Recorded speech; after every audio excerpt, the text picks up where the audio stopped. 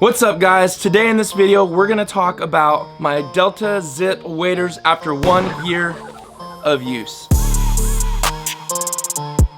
So guys, before we get into the details, I plan on doing this every single year until these waders are unusable. So you can stay up to date with me on how this is going after every use if you're still pondering on getting these waders. Before you guys ask any questions down in the comments below, make sure you watch this whole video from front to back, and then if I still don't answer the question, then don't be afraid to ask down in the comments below. By all means, ask away.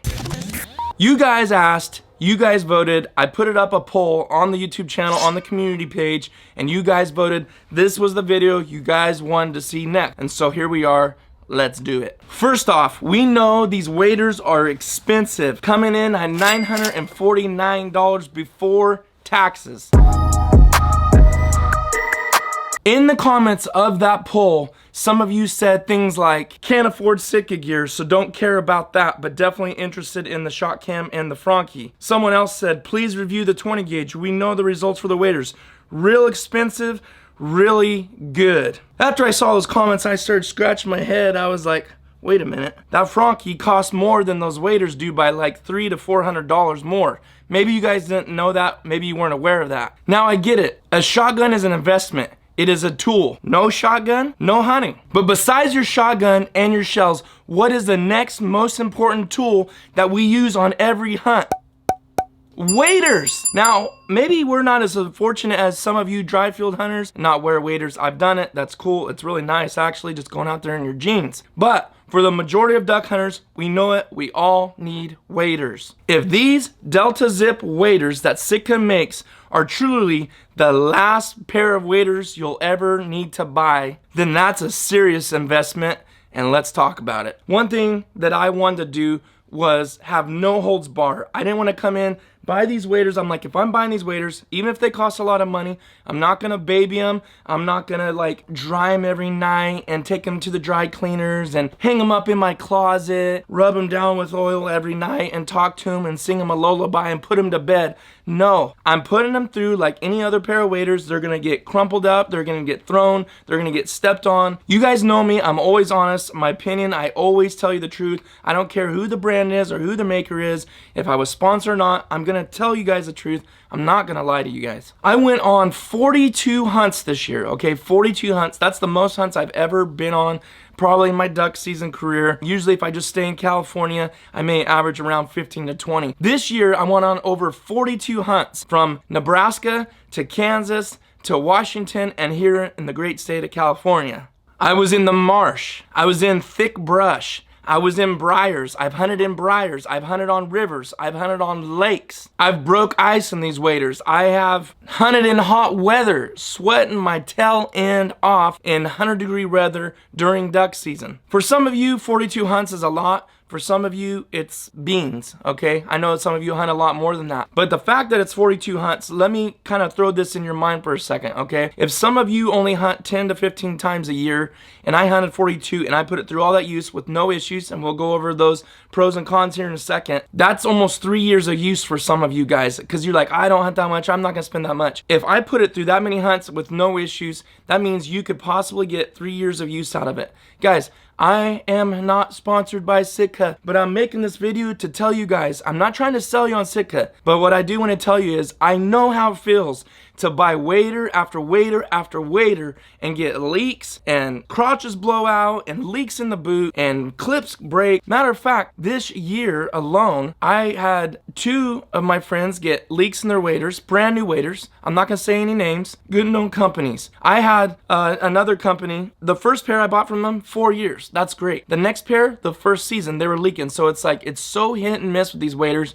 You may comment down below. I've had these waders for 8 years. I've had them since I was a boy and been hunting for 50 years. Well, that's awesome. Great for you, but it's very, very rare. If we're down and serious and honest with each other, that is very rare. Let's get into the cons. First con for me is they are a little limited on sizes, okay? When you go in the drop downs, you're gonna see a lot of things. For, let's say you pick your boot size, you pick size 9. You're gonna see short, large, regular, because it's going off of chest size, it's going off of height, and then obviously you had your boot size. I would say one of the cons is I do have a smaller foot. I normally wear 10. I wear a size 10 in my regular shoes. I had ordered that in the Sitka, got the 10s in, they were huge. Like they were, even my brother, his foot's bigger than me, and he said they were big for him. So I said, I sent them back, got a 9. The issue with that was they do not make a 9 extra large. That was a big problem for me because yes, my foot size is small, so they're guessing that the person, the height is smaller too, but I'm about 5'10" and a half without my shoes on, somewhere in there, a little over 5'10", with shoes on almost 5'11", okay? When I got these in, I would just like a little more length, so if Sitka made a 9 extra large, the length would be perfect, because that extra large size goes for height too. The height of these is okay as far as my chest. They come up under my armpits. I've waded in super deep water all the way at the top of my zipper on these waders, no issues. What is the issue is in the crotch area, it's just tighter down there. So an extra large would give that extra bagginess in the legs, maybe, so to speak, and in the crotch area. My next con would be, and this is actually my last one, I wanted to do the worst first and then do the best last. When I say con, it's not like it's a terrible thing, it's just ways that could be fixed and upgraded. It wouldn't be that hard for Sitka to make a 9 extra large. Honestly, that'd be such an easy fix. The next thing is the pockets are a little shallow. I like putting shells in my pocket just to have those few 4, 5, or 6 shells ready to go. And then maybe the rest are in my box over there somewhere. I mean, they're perfect for your hands. And they got, by the way, they do got some lining inside that keeps your hands warm and dry. It's nice. But if you want to stick 6 or 7 shells inside the pocket on each side, they have a tendency to fall out. I've lost several shells throughout the season, just kind of overfilled it. It's not a break thing, but one thing I would like to see is just deeper pockets. Like I said, it's not much of a con, but it is something that I was like getting like, yeah. Now let's get into the pros. First off, the zipper. Guys, legit, it is awesome for 2 reasons. One, for taking a leak. Trust me, it makes it way better than untucking everything and rolling it down. Don't tell me you haven't peed in your waders before, because those suckers are so wadded up down below. When you go to the bathroom, you end up peeing in your waders.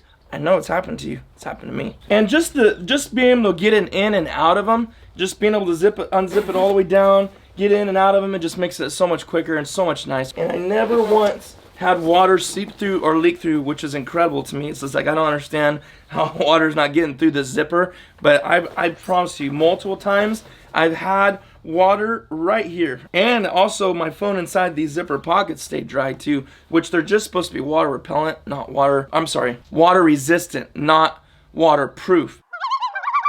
These are actually lacrosse boots. They're the lacrosse Aeroform boots, the most comfortable boot I literally have ever worn in a pair of waders, and I am not joking. I'm telling you, try them on. That alone is gonna be like, that's a game changer. Like, the comfort in these boots is incredible. Like, I'm not exaggerating it one bit. Lacrosse does sell a pair of waders or 2 with these boots on, and if I didn't get these, that might be something I'd be interested in too, but they're $500-600 too. Anyways, the comfort is incredible. The warmth is amazing as well. My feet never really get cold. Even I usually just used 1,000-gram waders. Like, I never use nothing over that. California or out of state, it's honestly, my feet just don't get cold. These are actually, they don't say it on the website, but I've seen multiple places, and I think Lacrosse says these are 1,500-gram waders. Boots, sorry. And I thought, oh, great. When I found that out, I was like, my feet already get so hot. This is gonna be terrible in California. Believe it or not, if you wear the right socks underneath, I wear like wool socks underneath, which sounds really hot, but it keeps the moisture, it wicks the moisture. My feet are never wet from sweating in these boots, even during the summer, and it keeps me super warm in the winter. I really, really love these boots. And then the tread and the traction on the bottom, walking over rocks and stuff, I was never slipping it. It really grips and gets a hold of wet, slippery surfaces. Another thing that I really love about these waders is how they design this. At first I thought this was kind of funky and kind of weird. Each slot is to where you want to adjust the wader over your shoulders. So like, you know, when I was wearing my waders, I'd put them over, and however tight I wanted them or however much I wanted to pull the waders up or baggy, whatever, I can just slip this little buckle through, go right over and say I want it at the bottom, boom, and then you slide it behind, and there you go. And it never comes undone, and as simple as that looks, It never slides off, never comes off. It's just like a perfect fit every single time. And the other big advantage of that, and you can probably think of this before I even explain it, but if you're a right-handed shooter, for instance, what do you see and what do you think the advantage of having this kind of strap system is?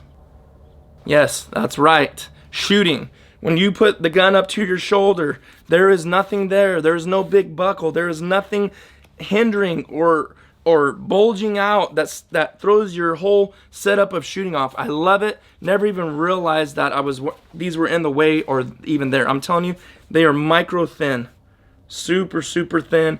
Doesn't affect you. I love it. I love the adjustability, and I love the comfort and how you can shoot with them on. Some people and myself, I was really curious about layering. Okay, I was like, man, if these are so form-fitted, but I'm going somewhere where it's super cold, how am I going to be able to put the gradient pants or put sweatpants or a hoodie or jackets and blah, blah, blah underneath all this, and how is it going to fit? I'm telling you, the layering is incredible in this. I bought their gradient pants, and even when I was in 20-degree weather, I was sweating my rear off. Honestly, those pants are so hot. I wore those under this, and in the extreme temperatures that I was in the cold in some of these other states, never once got cold, never even fazed me. And it layered in and didn't look like it was just skin tight because the layers were underneath. No, it still looked the same. You couldn't even tell that I was wearing layers underneath it. As far as jackets and hoodies go up on top, no big deal. I've tucked it in, I put it on the outside. It layers really good. It doesn't get all bulky and push out. It just, honestly, it works great. These are super abrasion resistant. One thing I realized that was the first year when I had the Delta Wader jacket. I hooked on a green stake, and when I went to reach over, I didn't realize it was there. It hooked in, and I like got stuck, and I ripped through, and I heard whoosh. I was like, oh my goodness. It was my first year having that jacket. I knew that I tore a big old hole in the armpit. Looked up, looked all around, had a town look, nothing. It's perfect, just like it was, like it never happened, didn't leave any abrasions. And this material is almost identical to the Delta Wader jacket and some of their other jackets. It's the same material, super thick, super durable. I'm not saying it's perfect. I'm not saying you can't tear holes in it. Fortunately, I didn't this year. I had some stuff that I thought it was, but it never did it. If it does, you can just patch it right in the field. They have a patch kit, super easy. It's literally like you just go on the inside, slap it on, it sticks, you rub it for like 30 seconds, get it warm, and you're done. You're back to hunting again. The next thing that I really liked about these waders, and I didn't dawn on me until in the season, is the knee pads and the shin protection, the pads. I have really sensitive knees, and getting down on my knees like that sometimes in the season, it was so nice. Just this little bit of padding in there. I don't know, maybe 3/16 to 1/4 of an inch of padding right there in the knee, and it actually goes down to the bottom of the shin. And so when you're walking through stuff and it's banging you in the shins, even though the rest of this is paper thin, you've got the padding there and the protection for your shins, for your knees. Really, that was a big thing to me, is the knee pads. I liked that a lot. If you're going somewhere, going out of state, you're packing them away in a duffel bag, it's really, honestly, it's just like packing a pair of boots. Really. You take the boots, and I just literally just fold it over end, and it's literally taking up no more room than it would if you were just packing a pair of boots in your suitcase or your duffel bag. I really like that. I can't lie. Like I said, I'm not going to baby them, but I was like, man, I don't know if that's good on the seams right here, if it's going to cause that. I said, you know what? I already said I'm not going to baby these things, so I just wrapped them up tight and crinkled this right here at the top of the boot on the where the seam's out, and I had no issues. Still no leaks yet after 1 year use. Just for some numbers for you guys, they weigh 6.72 pounds, so not even quite 6 3/4 pounds. That's pretty light. You're pretty much getting all your weight from the boots. This is easy to take something along and be able to use your own waders. That's all the things that I could answer as far as the things that I really liked, and going over each detail of this whole wader, the pros and cons of what I've seen. Now we're gonna get into the warranty and the repairability of these waders. Now this is gonna be straight from the Sitka website, okay guys? So this is not something I've heard or from the grapevine or on Facebook or Instagram, blah, blah, blah. This is actually straight from the website. I'm gonna put the link down below that you guys can go read it for yourself. It's all right there on their page. And if you have any more questions, you can actually call the Sitka reps that they're in Bozeman, Montana, and they'll answer all your questions. So whether it's warranty or whether it's service, Sitka will pay for the shipping and the return of your waders. They will send you a FedEx prepaid label. You just go out, put your waders in it, whether it's warranty issue or whether you're just getting a service for the season, they will pay for that. Now, they told me, and I didn't see it anywhere on their site. If I remember before, I thought I seen it on their site that they said that they would get your waders back super fast. So I called and asked them, I said, hey, if something happens to these waders, how fast are you guys gonna get them back to me? He told me that they'll get you the label the same day, and if you ship them out the same day, let's say it takes 2 days to get there, within the first 24 hours to 48, they will check them, see what's wrong, whatever happened, maybe the boot separated or something like that, or a problem with the strap. They said they will get them fixed and back to you within 5 to 7 days. So I was really shocked about that. Now after season, and there's not a rush on it, they said it could take, right on their website, it says it could take 5 to 8 weeks to get your waders back. But it just depends on what needs to be done and what time of year and how busy they are. Let's go over real quick what the warranty covers. Seam failure, leaking seam, separating zipper, boot separation, seam tape issues, any stitching issues, and delamination issues. Guys, that pretty much covers everything. Like honestly, it covers really a lot of the issues that we have besides pinholes and tears, which is something you can fix in the field yourself. Now, do we want to? Maybe they're so big that you need to have it fixed and send it to them. They will do that, but it's nice to know that I can fix it in the field, and any of those issues that a lot of us duck hunters have, those will be covered under the warranty. Now you ask, what is serviceable? And their answer is on their page, everything is serviceable on these waders. The boots are replaceable. All material is workable for patches or tape. Suspenders can be lengthened or replaced. All seams can be repaired and retaped. Pockets can be restitched if torn out. So they really cover every single base, guys. They make it, these waders, to where it can be fixed. You don't have to trash them. They don't have to throw them away. You're using the same waders, and if it really comes down to that big of an issue, they're gonna send you whatever it is brand new and replace that for you. Now here's the things that are not part of the warranty. Tears, patches, or pinholes depending on the severity, boot replacement due to wear, suspender replacement due to wear. Now this is kind of something separate and different, okay? End of season service costs $125. Do you have to do that? No. I called and asked them. I said, hey, if I don't send them in and get your end of season service repair, are you guys gonna charge me later down the road, or am I gonna lose my warranty because I didn't do this every single year? Because think about it, if they're binding me to have to pay $125 every year, then I might as well buy new waders every year of whatever brand I want. But they're not doing that. He said, absolutely not. You could wait 10 years before you send these waders in to us and say, I need this end of season service done to these waders, and it's gonna be the same. It's gonna be 125 bucks. Doesn't change anything. Now, what do they do on this end of season service? They do a complete inspection from top to bottom. They do a pressure test. I love this. They put it under pressure. It's not like they go around looking, feeling. Like, no, they put it under pressure. They do pinhole leak identification, boot leak identification, seam failures, and it includes up to 4 pinhole patches. And if a warrantable item is discovered, there will be no charge for service. Defect repair will be covered under warranty. That's it, guys. That is everything I can possibly give to you and know about you from my 1 year of use of these waders. I love it. I feel like I still need a few more under my belt to say these are the best waders ever invented and known to mankind. But as far as it goes right now, I feel that way, and I know a couple of friends, they're biting the bullet next year too and saying I'm sick of it. They already bought brand new waders this last year, had holes in them, had leaks, had to send them back during the middle of the season. They said, I'm done. I'm spending the money. I've seen how yours have worked out for you. Hope you guys enjoyed this video. I hope you liked it and it helped you guys out make your decision. Please give this video a thumbs up if it did, and also subscribe to the channel if you've never heard of Mid-Valley Mercenaries before. My name's Titus. Thanks for watching today, and I'll see you guys next time.